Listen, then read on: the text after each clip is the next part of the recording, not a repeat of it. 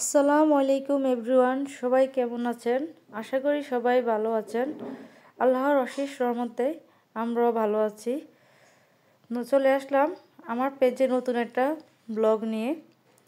এই তো সকাল সকাল ঘুম থেকে উঠে ফ্রেশ হয়ে গেলাম, ফ্রেশ হয়ে চলে আসলাম কিচেনে।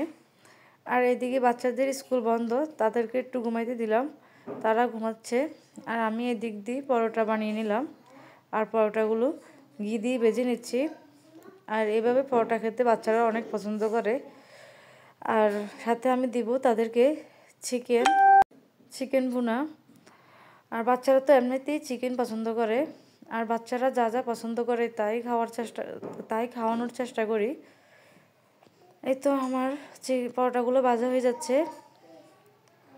আর আমার হাজব্যান্ডও দোকান থেকে এসে আমাদের সাথে নাস্তা করে। উনি সকাল সকালে দোকানে চলে যায়, 8টা বাজে গিয়ে দোকান খোলে। আর 10টা বাজে আবার একবার আসার চেষ্টা করে। 10টা বাজে না আসলেও 11টা বাজে এসে আমাদের সাথে নাস্তা করে। এদিকে আমি নাস্তাগুলো বানিয়ে নেই আর বাচ্চাদেরকেও খাওয়াই ফেলি। এই তো তাদেরকে খাওয়াই নিচ্ছি। আর আমার হাজব্যান্ডও চলে আসছে। এই তো আসার সময় তিনি কিছু গিফট নিয়ে আসছে।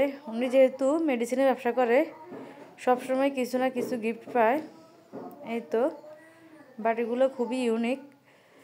এরকম বাটি আছে কিন্তু ঢাকনাগুলোই অদ্ভুত, কাঠের, খারাপ না, সুন্দরী। এই তো আসার সময় আঙ্গুর নিয়ে আসছে। উনি যেহেতু দেশেই থাকে আর বাসার কাছেই ওনার দোকান, তাই উনি প্রত্যেক দিনই কিছু না কিছু নিয়ে আসে আসার সময়। এই তো আমি ওনাকে নাস্তা দিয়ে দিলাম, উনি নাস্তা খেয়ে নিচ্ছে। তারপর আমি চলে যাব রান্নার প্রিপারেশনে। রান্নাও গুছিয়ে নিলাম। আর এদিকে বাচ্চাদেরকে একটু পড়ার টেবিলে বসিয়ে দিলাম, কারণ আজকে যেহেতু স্কুল বন্ধ। আর পড়ার টেবিলে না বসাইলে ওরা কি করে, আমার কাজে এত ডিস্টার্ব দেয়, সারাক্ষণ দুষ্টামি করে, কাজ করতেই যায় না। এই জন্য ওদেরকে কিছু বাড়ির কাজ দিয়ে বসিয়ে দিলাম। আর এই তো আমি আমার রান্নার জন্য এখানে কাঁচকলা, মাছ বোনার জন্য পেঁয়াজ, টমেটো, আবার শিম আলু ভর্তা বানাবো, ওগুলো কেটে নিলাম। এই তো আমি এদিকে তরকারিটা বসিয়ে দিলাম আর তরকারিটা কষিয়ে নিচ্ছি। আমরা যারা হাউস ওয়াইফ তারা সারা রাত চিন্তা করি সকালে উঠে কি রান্না করব, কি নাস্তা বানাবো, এগুলোই আমাদের ভাবনা। এই যে সকালে উঠে শুরু হলো কাজ কাম, রাতেও অনেক কাজ গুছিয়ে রাখি। যেমন রাতে কাজটা গুছিয়ে রাখলে আমার জন্য অনেক ভালো হয়, সকালে উঠে অনেক কাজ কমে যায়।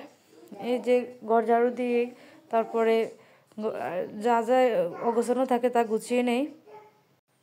এই তো এখানে আমি মাছ ভুনা করতেছি, পেঁয়াজ টমেটো কষিয়ে নিচ্ছি।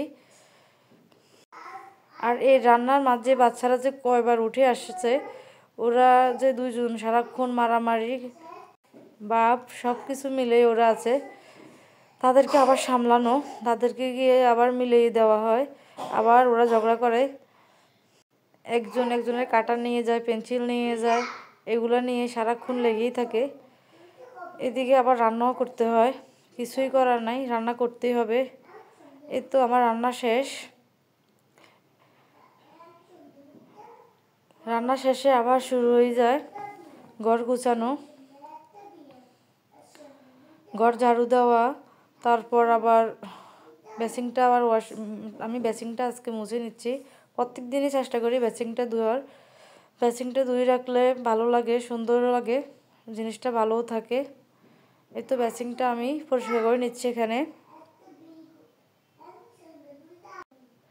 সারাদিন কাজ করলেও কাজের কোনো শেষ নাই, তারপরও চেষ্টা করি দিনের কাজ দিনে শেষ করার। এই যে শুরু হয় সকাল থেকে ঘর ঝাড়ু দেওয়া, রান্না করা, বাচ্চাদেরকে খাওয়ানো, তারপর আবার নিজে ফ্রেশ হওয়া, আবার নামাজ পড়া, দুপুর টাইমে আবার দোকান থেকে সবাই আসে লাঞ্চ করতে, সবাইকে আবার খাবার দেওয়া। এদিকে বিকেলবেলা আমার মেয়ে তার নতুন একজন সঙ্গী পেল, তার সাথে খেলতে আসে। এই যে তারা খেলাধুলা করে, খেলাধুলা শেষে দেখা যায় সব কিছু আবার অগোছানো হয়ে যায়, আবার দেখা যায় সব কিছু গুছাতে হয়। এভাবে আমাদের দিন চলে যায়। আর সে নতুন কাউকে পাইলে সারে একদম খেলায় ব্যস্ত হয়ে যায়। চলে আসলাম অনেকগুলা কাপড় নিয়ে। এই তো কাপড়গুলো গুছাতে হবে, কাপড়গুলো গুছিয়ে নিব এখন। দৈনিক হয় না, আমি প্রত্যেক দিন কাপড় ধুই না, যেহেতু মেশিনে কাপড়গুলো ধুই।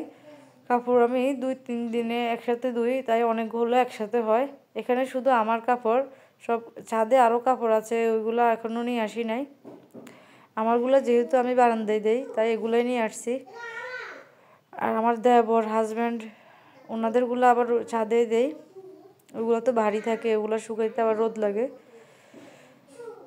অনেক কাপড় জমে, 2-3 দিন একসাথে কাপড় জমা করি তো, তাই অনেক কাপড় জমে যায়। এই তো আমি কাপড়গুলো এখন গুছিয়ে নিব। এদিকে বাচ্চাদের টিচার আসছে, ওদেরকে পড়াচ্ছে, আর অন্যদিকে আমি কাজ এগিয়ে নিচ্ছি। তাহলে আর ওদেরকে সময় দিতে আমার অসুবিধা হবে না। বিকেলে আবার ওদেরকে নিয়ে একটু বের হই নিচে। এই তো, সবাই ভালো থাকবেন, সবাই সবার জন্য দোয়া করবেন।